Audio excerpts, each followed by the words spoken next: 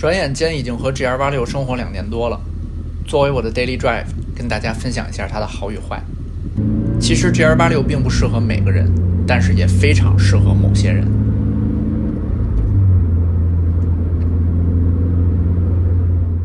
我之前就有一台 FRS， 也就是上一代86，当时很喜欢这台小车。2022年我从北京来到加拿大，正好赶上 GR86 上市。本以为能比国内拿车早，而且价格还更低，结果可能是我的如意算盘打得太响，赶上疫情车荒，别说这种低产量的热门跑车，当时连卡罗拉 Civic 都要等半年1年。我当时问了无数家经销商，要么没有车，要么排队，有些甚至因为我不住在那个区域，直接不接受我的订单。我在2家店同时下单，整整等了1年，连个影子都没见到。但是因为当时太想拥有了，所以干脆直接开始看二手车。最后是在一家保时捷的 dealership 遇到了我现在这台 GR86。当时我还特意发过一篇帖子，有兴趣的可以去翻一翻。先说好的地方，不管你喜欢新款还是老款，86这个车系在外形上一直都很在线。我这台是 Premium 版本，原厂带18寸的 NK 代工轮圈，配米其林的 PS 胎，几乎不用改装，性能和颜值都已经到位了。我买车的时候，前车主被迫购买了经销商提前安装好的 GR Performance Exhaust， 还带车衣、运动踏板、全车橡胶垫和延长保修，某种意义上算是被迫接受的变相加价。但是对于我来说呢，这些并不算是坏事，相当于我用原价获得了所有这些馈赠。内饰是这一代提升最大的地方，设计、质感、屏幕、CarPlay， 尤其是启动时仪表那个动画，每次点火呢我都会多看几眼。但真正让我特别感动的是86这个空间和实用性，后排对这台车太重要了。虽然不是给人做的，但是放东西真的太好用了。4条轮胎加轮毂， Costco 买很多东西或者宜家买点小桌椅，基本上都没有问题。这也让这么一台跑车可以成为你的 daily family car， 而不是美丽的废物。这也是我能说服家里人让我拥有这么一台车一个强有力的理由。顺便说一句，它还是一台同性交友神器。虽然没有任何一个妹子夸过我的车，但是在停车场、路上经常能够收到陌生人的微笑和大拇指，这种小小的认同感会让平凡的生活多一点快乐。当然 GR86 的问题也非常明显，虽然质感比上一代的86有一点提升，但是依旧非常廉价，很丰田。内饰被大量的硬塑料覆盖，隔音也差，高速巡航加上 GR 排气长时间同频率的轰鸣，真的会让人头疼。后来我甚至在 Facebook 上买了一个二手的原厂排气装回去，但是路噪依然很大，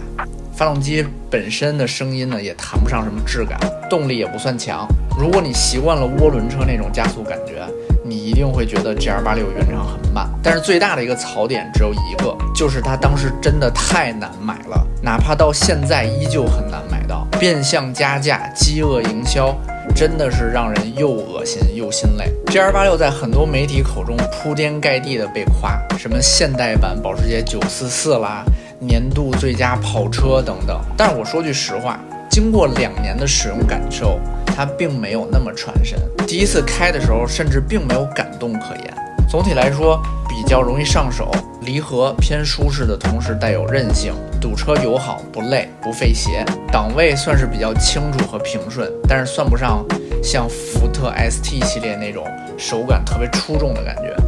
而且斯巴鲁的 BRZ TS 手动挡感受会比我这种普通原厂 GR86 要好很多。顺便多说一句，很多人说86 BRZ 必须买手挡，不然不如不要，自动挡等于垃圾，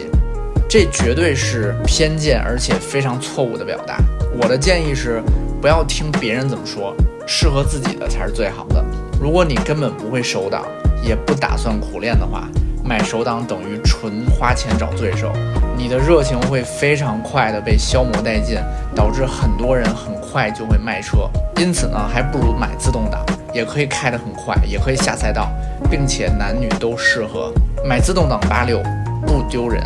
动力和排气之前说过了，我在这儿就不细说了。底盘和过弯表现比上一代 FRS 舒适很多，也就是说更软，更适合 daily 走街。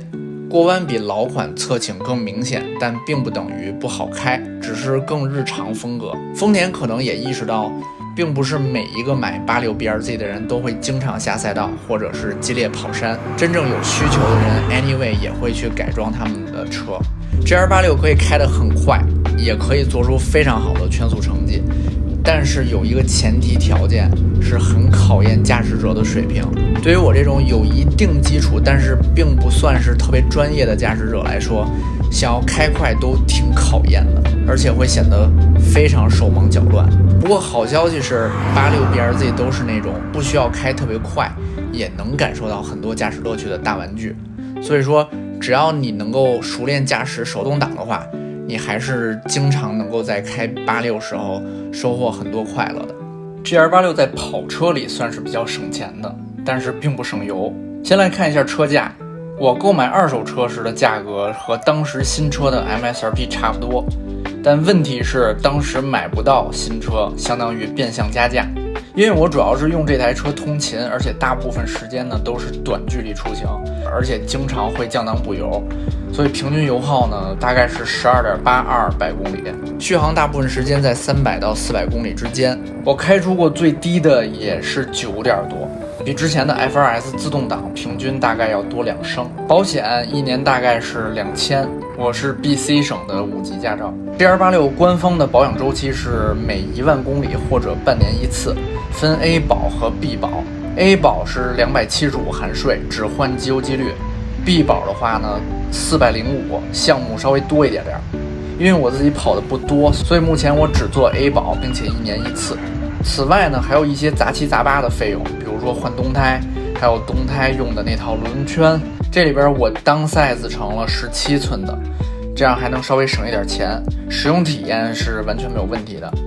但是如果你要换原厂刹车的话，那最好还是用18寸的轮圈，要不然有可能刹车塞不进去。所以前面说了那么多，那么 GR86 到底值不值得买呢？它被夸大，